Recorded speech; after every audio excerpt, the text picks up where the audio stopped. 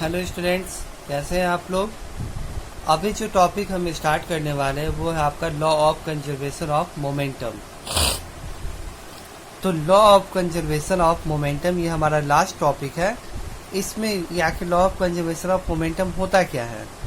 तो according to law of conservation of momentum, when two और more than two bodies act upon one another, their total momentum remains constant, ठीक है ना, और conserved provided no external force acting on it। यानी अगर दो body, ध्यान सुनिएगा इसका क्या मीनिंग होता है, दो या दो से अधिक बॉडी आपस में इंटरैक्ट करता है, तो इंटरैक्ट करने के पहले दोनों बॉडी का जो मोमेंटम था, इंटरैक्ट करने के बाद भी दोनों बॉडी का जो मोमेंटम होगा वो हमेशा सेम होगा।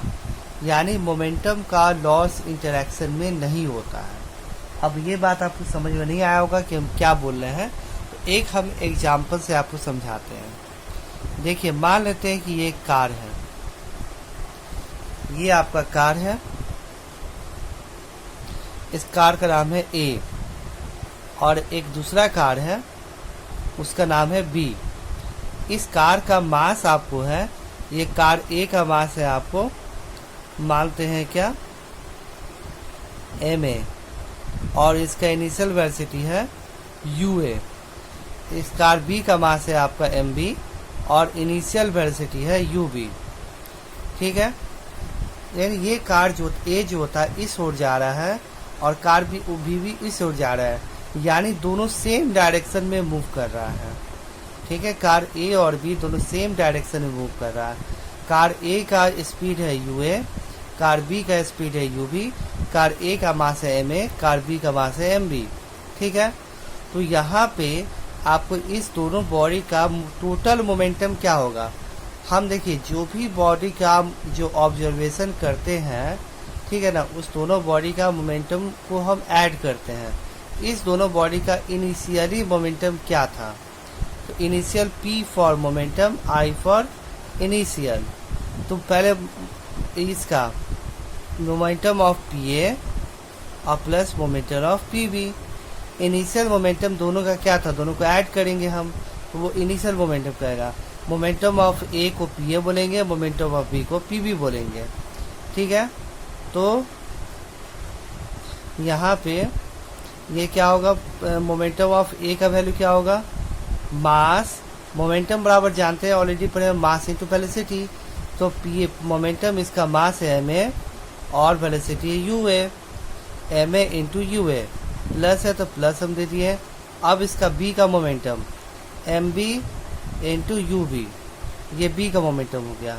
यानी ये दोनों बॉडी ये दोनों बॉडी है, इंटरेक्शन करने के पहले दोनों का मोमेंटम आपको ये है। ठीक है, ये आपको इंटरेक्शन करने के पहले दोनों बॉडी का मोमेंटम हो गया। अब क्या हुआ, ये दोनों कार एक दूसरे से इंटरेक्ट किया, मतलब ये गया ए कार जाकर के बी कार को पीछे से ठोक दिया। ठीक है, टक्कर खा गया। टक्कर खाने के बाद जब ये दोनों फिर से टक्कर खाया, ये तेज से आगे बढ़ गया, ये पीछे रह गया। टक्कर के बाद जब ये दोनों सेपरेट हुआ, फिर से ए और बी कार अगेन सेपरेट हो गए टक्कर करने के बाद, तब कार ए का जो वेलोसिटी था ये भी हो गया, और कार बी का वेलोसिटी हो गया भी बी। कार ए का मास है आपको एम ए, और कार बी का मास है आपको एम बी। अब यहाँ पे देखिए फाइनल मोमेंटम दोनों का क्या होगा, टक्कर करने के बाद दोनों का फाइनल मोमेंटम, तो कार ए का मोमेंटम होगा पी ए और प्लस पी बी। ठीक है, तो कार ए का मोमेंटम क्या होगा, एम ए वी ए, और कार बी का मोमेंटम क्या होगा, एम बी भी बी। ये टक्कर बाद का मोमेंटम है। तो according to law of conservation of momentum में इनिशियल मोमेंटम हमेशा फाइनल मोमेंटम के बराबर होता है, मोमेंटम का चेंज नहीं होता है। इसीलिए यहाँ पे आपको पी आई इक्वल टू क्या होगा, आपका पी एफ। ठीक है, कहाँ से लिखेंगे according to law of conservation of mass. According to law of conservation of mass P I equal to क्या होता है, पी एफ होता है। ठीक है, तो पी आई का वैल्यू क्या होगा, M A U A plus M B U B, और उसके बाद पी एफ का वैल्यू क्या होगा, M A V A plus M B V B. ये हमेशा आपस में क्या होगा, आपको बराबर होगा। ठीक है,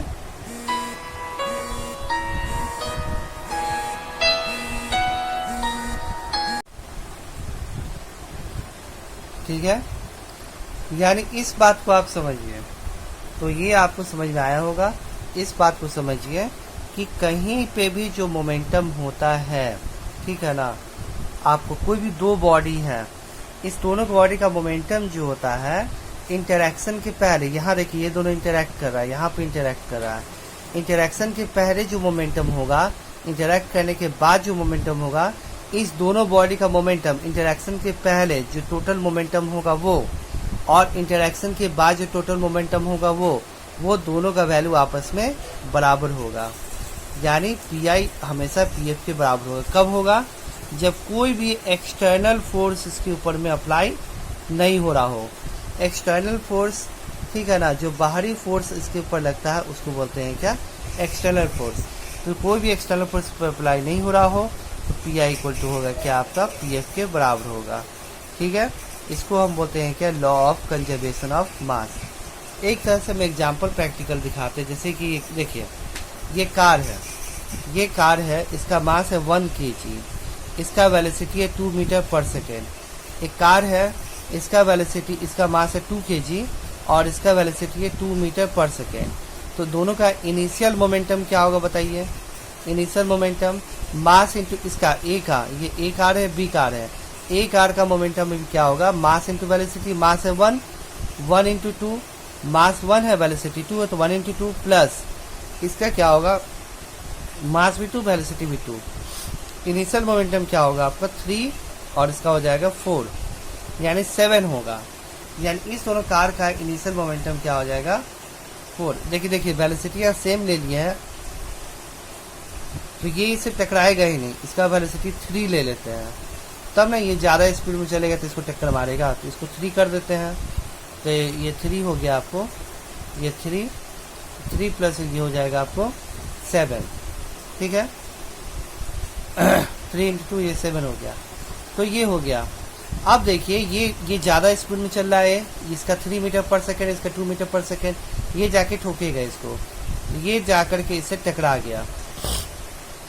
टकरा के जब बाहर निकला तो क्या, तब ये इसका मास क्या 1 kg, इसका 2 kg। ठीक है, 1 kg 2 kg।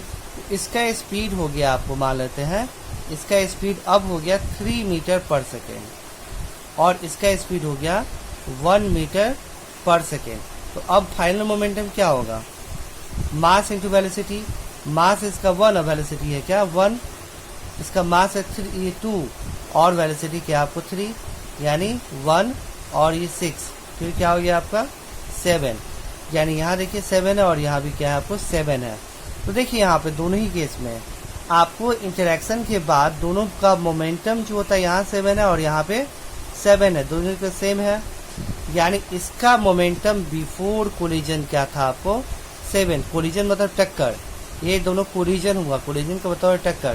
तो इस दोनों बॉडी का बिफोर कोलिजन जो वैल्यू था वो था क्या आपका 7, और टकराने के बाद यानी आफ्टर कोलिजन का वैल्यू क्या है आपको 7। यह दोनों ही 7 है। ठीक है, तो आखिर डिफरेंस क्या आ रहा है, डिफरेंस आ रहा है कि पहले इसका स्पीड था 3 मीटर पर सेकेंड, अब इसका स्पीड क्या हो गया 1 मीटर पर सेकेंड। पहले इसका स्पीड था 2 मीटर पर सेकेंड, अब इसका स्पीड क्या हो गया 3 मीटर पर सेकेंड। यानी ये नहीं सोचिएगा कि सबका स्पीड सेम रहेगा, स्पीड आपको चेंज होगा। यहाँ 2 था अब हो गया 1, यहाँ 2 था यहाँ हो गया 3, स्पीड चेंज होगा। लेकिन आपको पहले इसका स्पीड 3 था अब 1 हो गया, इसका 2 था अब 3 हो गया, तो स्पीड चेंज होगा। लेकिन स्पीड चेंज होने के बाद भी अगर इस दोनों बॉडी का जो मोमेंटम आप निकाल ले, जैसे 7 आ गया, तो स्पीड चेंज होने के बाद भी इस दोनों बॉडी का टोटल मोमेंटम निकालिए तो वो भी क्या रहेगा 7 ही रहेगा, वो कभी चेंज आपको नहीं होगा, यानी हमेशा P I equal to P F होता है। इसी को बोलते हैं क्या, law of conservation of momentum, यानी किसी भी इंटरैक्शन में आपको मोमेंटम का वैल्यू चेंज नहीं करता है। देखिए यहाँ पे, यहाँ देखिए क्या बोल रहा है,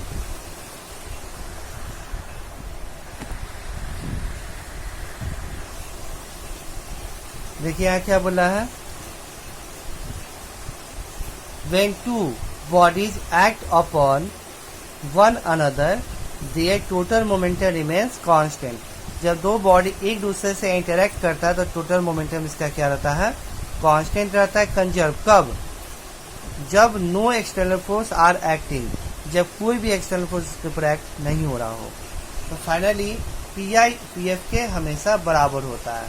अब आप बोलिएगा सर हम कैसे मान लें कि पी आई हमेशा पी एफ के बराबर ही होता है, इसका कोई प्रूफ होगा?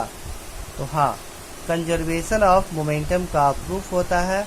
चलिए हम आपको प्रूफ बताते हैं, ठीक है।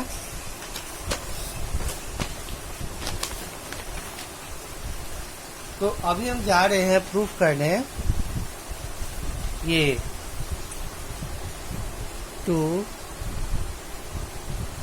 Proof P I equal to P F कब, वेन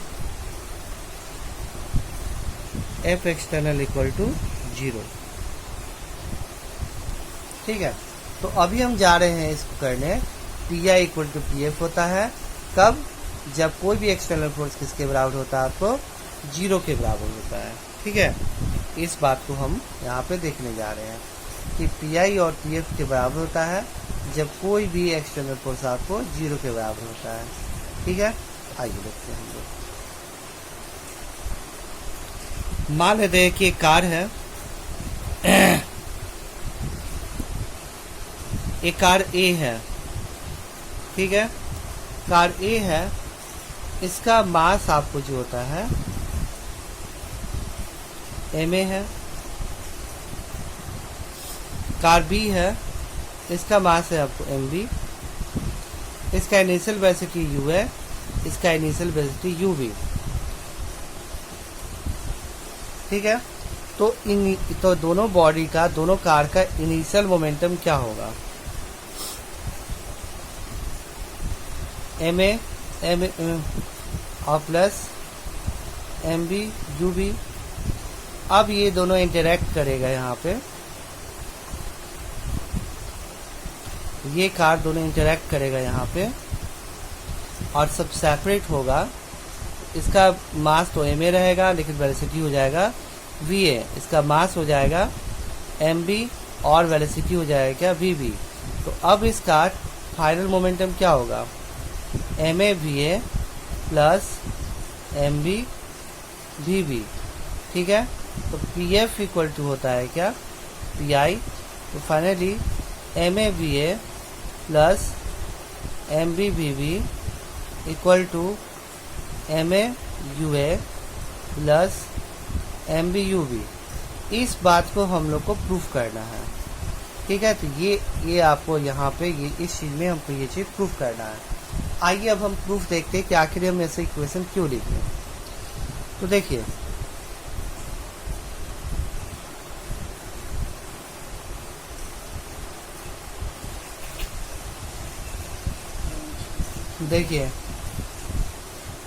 तो यहाँ पे ये मास ए है, ये बॉडी है मास ए, इसका इनिशियल वेलोसिटी यू है, इसका मास एम बी, इसका इनिशियल वेलोसिटी यू बी। ये दोनों इंटरेक्ट किया, ए और बी से इंटरेक्ट किया के टकराया यहाँ पे। ए जो होता है बी से आके टकराया, ठीक है, तो ए बी के ऊपर फोर्स अप्लाई करेगा, बी ए के ऊपर फोर्स अप्लाई करेगा। ए जो है ए, ये बी पे जो फोर्स अप्लाई करेगा उसका नाम क्या है आपका एफ ए, बी ए पे जो फोर्स अप्लाई करेगा उसका नाम क्या है आपका एफ बी है। ठीक है, एफ बी है। तो यहाँ पे क्यों है, देखिए आप जानते हैं न्यूटन थर्ड लॉ से, every action there will be equal and opposite reaction. जितना ए बी पे फोर्स अप्लाई करेगा उतना ही बी ए के ऊपर फोर्स अप्लाई करेगा। तो ये बी जो होता है, बी के ऊपर एफ ए लग रहा है, तो बी इस पे लगाएगा क्या, एफ बी, ये हो जाएगा आपका। अब उसके बाद देखिए आप इसके बाद टक्कर के बाद ए का जो वेलोसिटी हो गया वो वी ए, अब बी का वेलोसिटी हो गया वी बी, तो ये आपको हो गया फिगर। ठीक है, अब यहाँ देखिए जो आपको इसका यू ए से वी है, इसका पहले वेलोसिटी था यू ए, बाद में वेलोसिटी हो गया वी बी। मान लेते हो समय लगा टी समय लगा होगा, तो ए का ये बॉडी ए है, इसका एक्सेलेरेशन क्या आएगा, तो एक्सेलेरेशन ऑफ बॉडी ए बराबर आएगा V A minus U A by T, क्योंकि आप जानते हैं ए बराबर क्या होता है V minus U by T. तो वी आपको हो गया वी ए, यू हो गया यू ए और टाइम लगा टी, तो V A minus U A by T. उसी तरह एक्सेलेरेशन ऑफ बी बॉडी का एक्सेलेरेशन, तो B V minus U B by T, ये बी बॉडी का एक्सेलेरेशन हो गया। ठीक है, तो हम ये निकाल दिए और ये दोनों निकाल दी बॉडी का एक्सेलेरेशन। उसके बाद देखिए यहाँ पे अब बताइए कि एफ ए का वैल्यू किसके बराबर होगा, एफ ए का वैल्यू, तो एफ ए कहाँ है, ये एफ ए, इस एफ ए का वैल्यू क्या होगा। एक बात ध्यान रखिएगा, हम एफ ए किसके बराबर होगा, तो ये देखिए एफ ए किसके ऊपर लग रहा है, बी बॉडी पे लग रहा है ना, तो एक बात ध्यान रखिएगा, फोर्स बराबर होता है एफ बराबर होता है एम इंटू ए। तो हम ये बॉडी इसका मास एम है, इस पे फोर्स लग रहा है एफ, इसका एक्सेलेरेशन आ रहा है ए, एफ बराबर होगा एम इंटू ए। तो ये फोर्स किसका लेते हैं, जिस बॉडी पे ये फोर्स अप्लाई होता है उसी बॉडी का मास लेते हैं, उसी बॉडी का एक्सेलेरेशन लेते हैं, इस बात को याद रखिएगा। तो हम एफ ए का वैल्यू निकालना है, एफ ए किसके ऊपर लग रहा है आपको, बी बॉडी पे लग रहा है, तो बी बॉडी का मास क्या है आपको एम बी, और बी बॉडी का एक्सेलेरेशन क्या है आपका ए बी। तो एफ ए का वैल्यू क्या होगा M B into A B, इसमें कंफ्यूज आप लोग मत होइएगा। ठीक है, एफ ए किस पे लग रहा है, बी पे लग रहा है ना, तो जिस बॉडी पे फोर्स लगता है उसी बॉडी का मास लेते हैं, उसी बॉडी का एक्सेलेरेशन लेते हैं। ठीक है, उसके बाद एफ बी बराबर क्या होगा M B M A into U A, क्यों, B force F B force किस पे लग रहा है ए पे ना, ए बॉडी का मास है आपको एम ए, और ए बॉडी का एक्सेलेरेशन है क्या यू ए सॉरी ए, ये एक्सेलेरेशन हो गया। तो ये हो गया आपको दोनों का। अब एफ ए और एफ बी में क्या रिलेशन होगा, एफ ए बराबर होगा माइनस ऑफ एफ बी, क्योंकि एफ ए और एफ बी दो न्यूटन थर्ड लॉ से हम जानते हैं कि every action there will be equal and opposite reaction, और हम थर्ड लॉ जब पढ़ाए थे आपको एक्शन रिएक्शन फोर्स में क्या रिलेशन होता है, एक्शन रिएक्शन फोर्स में क्या होता है एफ ए बराबर माइनस ऑफ एफ बी होता है। ठीक है, तो ये हो गया एफ ए बराबर माइनस ऑफ एफ बी। तो हम लिख सकते हैं यहाँ पे एफ ए किसके बराबर होगा M B into A B, बराबर होगा आपको क्या माइनस साइन देंगे और क्या होगा एम ए इंटू ए, ये हो जाएगा आपको। अब इसमें देखिए यहाँ तक तो आपको समझ में आ गया होगा।